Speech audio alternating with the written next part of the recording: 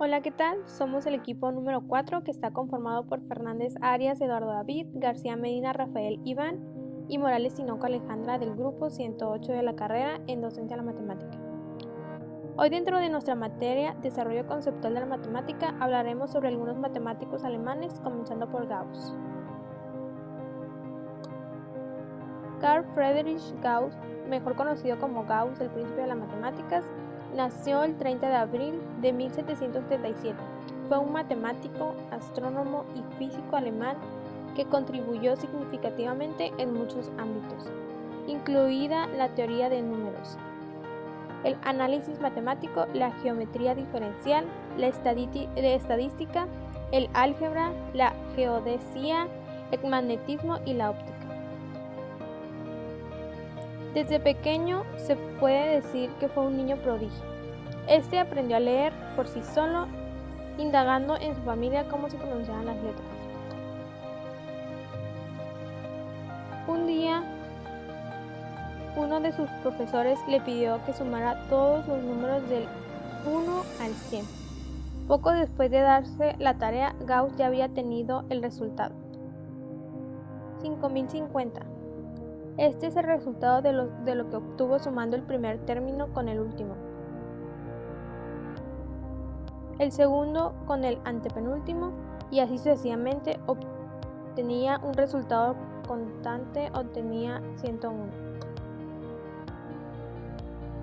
Los griegos fueron incapaces de encontrar una construcción con regla y compás para algunos polígonos regulares.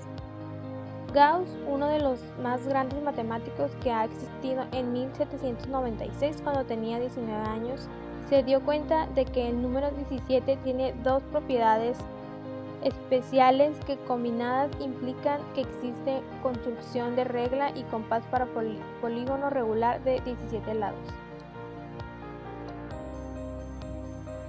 En el campo de los números complejos, la ecuación tiene como solución las raíces de la unidad, vértices de un polígono regular de 17 lados. El número 17 es primo y también es una unidad mayor que una potencia de 2, en concreto 16 más 1. Gauss probó que la combinación de estas dos propiedades implica que la ecuación anterior puede resolverse usando las operaciones habituales de álgebra: suma, resta, multiplicación, división, junto con la conformación de raíz cuadrada.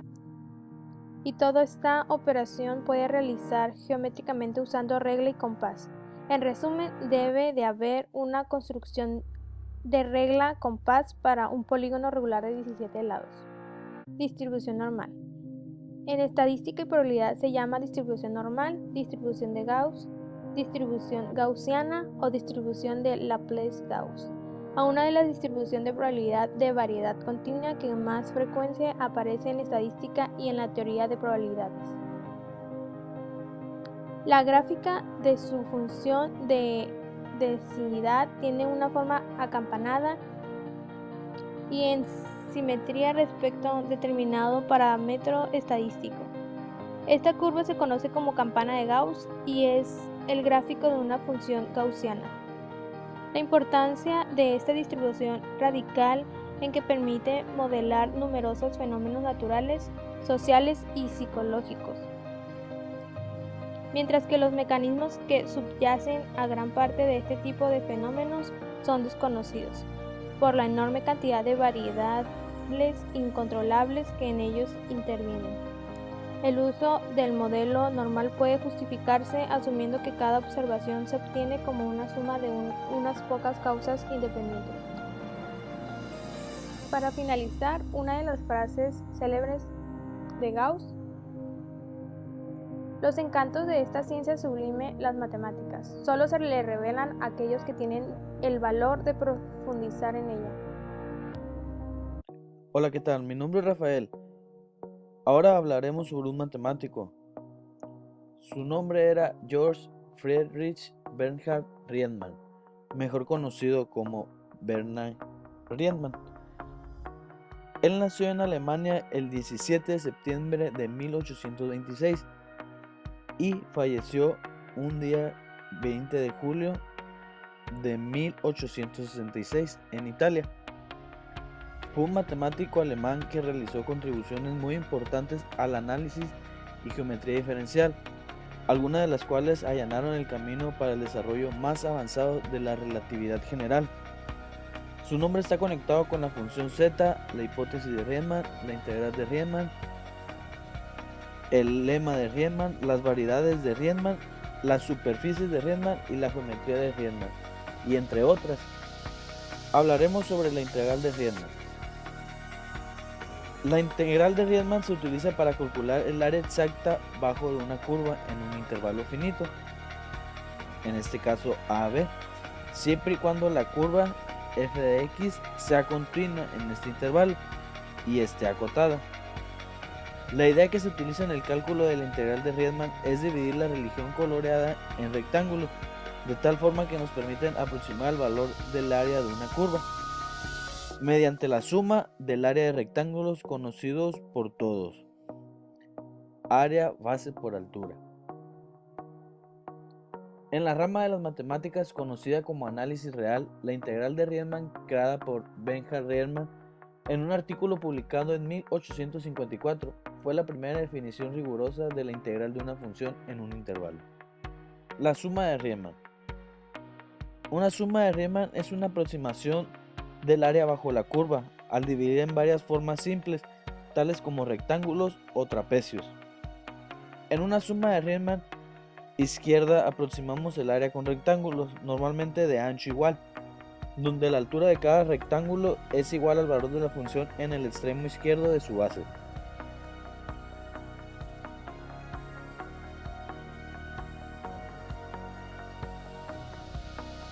La función z de Riemann. La función z de Riemann, nombrada en honor a Bernhard Riemann, es una función que tiene una importancia significativa en la teoría de números por su relación con la distribución de los números primos. También tiene aplicaciones en otras áreas tales como la física, la teoría de probabilidades y estadística aplicada.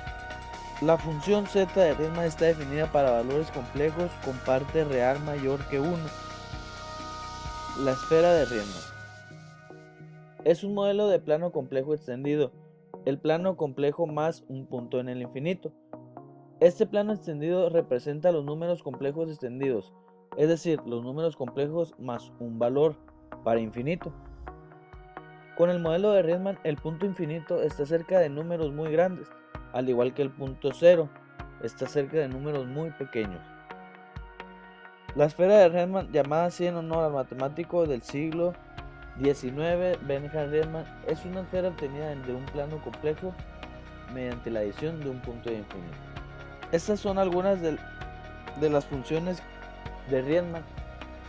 A continuación vendrá mi compañero Eduardo a hablarnos sobre otro matemático.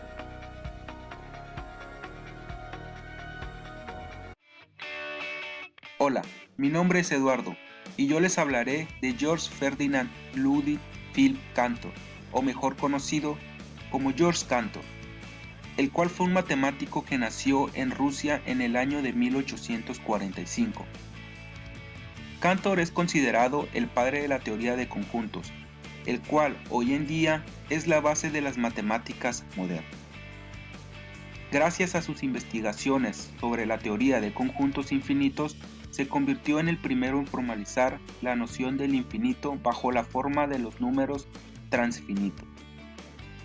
El desarrollo histórico de la teoría de conjuntos se atribuye a Cantor, quien comenzó cuestiones conjuntistas puras del infinito en la segunda mitad del siglo XIX. Fue el primer filósofo y matemático en lograr contestar ¿cuál es el tamaño del infinito? Cantor descubrió que aquellos no tienen siempre el mismo tamaño. Antes de él, nadie entendía bien el concepto del infinito, y era un tema que parecía no llegar a ninguna parte.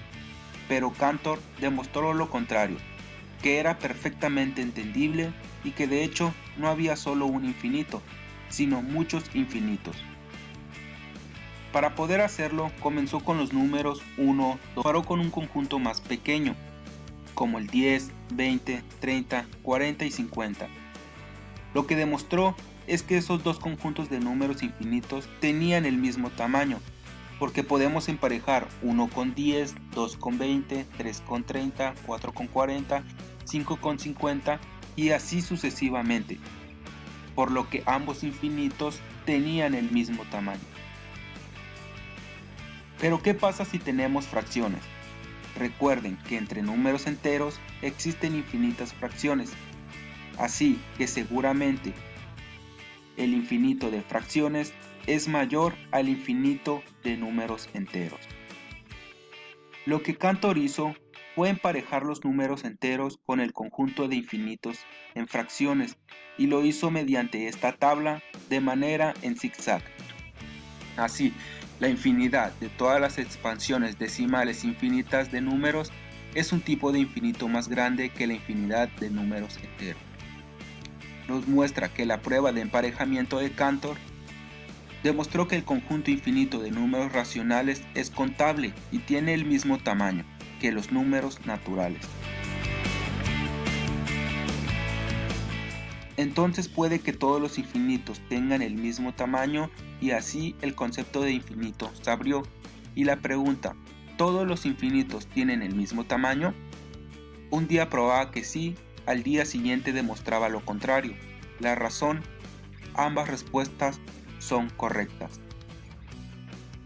Hay diferentes infinitos, algunos más grandes que otros, y ahora el hombre contaba infinitos. Cantor luchó contra varias paradojas de la teoría de conjuntos, que parecían invalidar toda su teoría. Cantor, aún así, nos mostró cómo seguir contando cuando llegamos al final de nuestros números. Mostró que puede haber infinitos conjuntos de diferentes tamaños y siguió encontrando más resultados extraños, como que no existe un conjunto que sea el más grande. Dado un conjunto infinito, siempre se puede hacer uno más grande. Georg Cantor falleció en 1918 en Alemania y su obra actualmente es muy reconocida y ha sido acreedora de varios honores. Por nuestra parte sería todo. Nuestro equipo agradece el escucharnos y esperamos les sea útil esta información. Nos vemos hasta la próxima y felices fiestas.